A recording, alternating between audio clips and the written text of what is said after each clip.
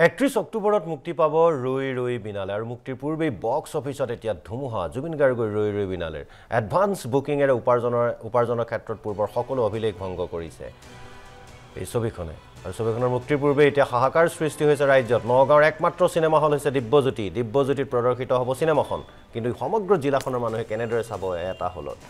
জিলাখনত বন্ধ হৈ আছে আন 4টাকৈ সিনেমা হল বন্ধ হৈ আছে জয়শ্ৰী অদিতি কৃষ্ণা এলফিষ্টিন আদি সিনেমা হল একমাত্ৰ দিব্যজ্যোতি হলে পুৰাব পাৰিবনে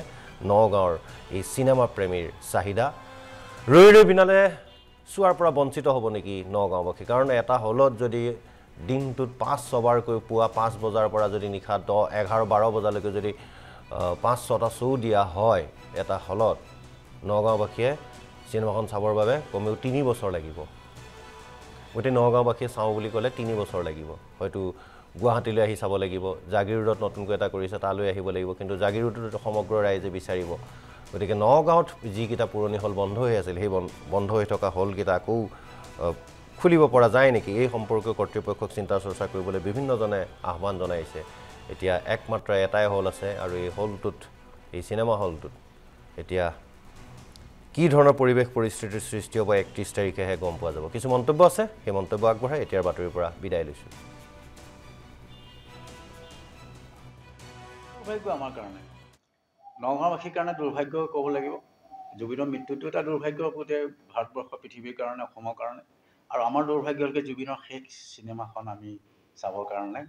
ইচ্ছা কৰিলেও আমি টিকেটৰ কাৰণে হাহাকাৰ কৰিব লগা হৈছে কিয়নো আমাৰ নগাঁৱত চিনেমা হল নাই মানে এখনকৈ 4খন চিনেমা হল বন্ধ হৈ গ'ল এলিফিনিষ্টন চিনেমা বন্ধ হৈ গ'ল প্ৰথমতে তাৰপাছত জয়শ্ৰী বন্ধ হৈ গ'ল জয়শ্ৰী অদিতি চিনেমা এতিয়া ৰিচেণ্টলি আজি 2 মাহমান আগতে নগাঁৱৰ মাজমজিয়াত থকা তাতকৈ ভাল চিনেমা হলখন শ্ৰীকৃষ্ণ হল সেইখনো বন্ধ হৈ গ'ল তো আমি এতিয়া যাম ক'ত আমাৰ এখন চিনেমা হল আছে টাউনতকৈ বহুত দূৰ সবৰগাঁও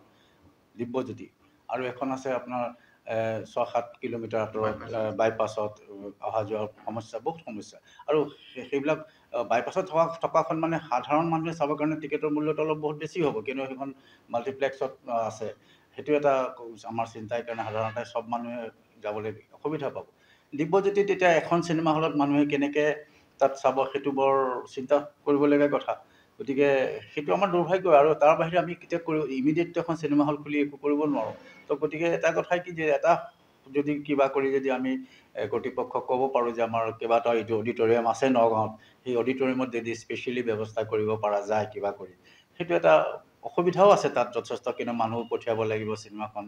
কাৰোবাৰ হাতত দি দিব নোৱাৰে কিন্তু পাৰিচি হোৱাৰ ভয় থাকিব বিভিন্ন কথা থাকিব তথাপি আমি এটা চেষ্টাহে কৰিব পাৰোঁ কিন্তু তাৰ বাহিৰেতো আমাৰ ৰাস্তা নাই কিন্তু আমাৰ নগাঁও চহৰৰ পৰা এইফালে যোৰহাটলৈকে এখন চিনেমা হল নাই নগাঁৱতো যোৰহাট এখন চিনেমা হল নাই নগাঁৱতো জাগিৰোড গুৱাহাটীলৈকে এখন চিনেমা হল নাই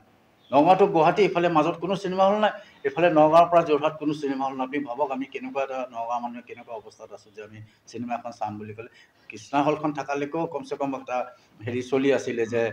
মানুহে চাই আছে ধুনীয়াকৈ চাই কিন্তু আমাৰ মাজতে অসমীয়া চিনেমা কেইবাখনো হিট কৰিছে আমি দেখিছোঁ কৃষ্ণা হললৈকে যাব নোৱাৰি ইমান মানুহ ইমান